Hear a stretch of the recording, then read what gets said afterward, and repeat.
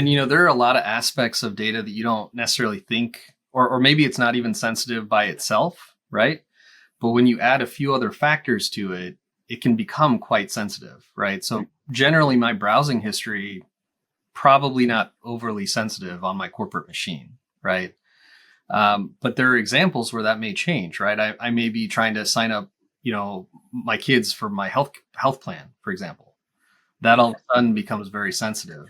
So the important thing when you're trying to build trust with employees and external customers, at least in my mind, is making sure you're giving them a choice whenever possible, right? There are some things that you just have to collect some level of information in order to, for example, be a paid employee, right? Everybody wants to be a paid employee. Nobody wants to work for free.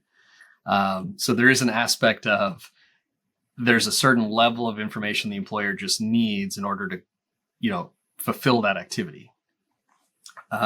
But being transparent about that, right?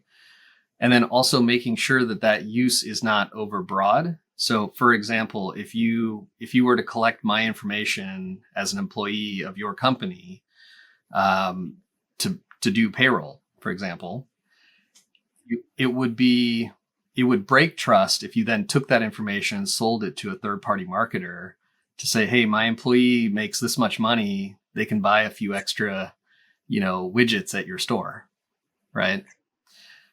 So that, that will very quickly break trust, right? There may be an aspect of, oh, they'll never know, but Cambridge Analytica taught us a lot about that.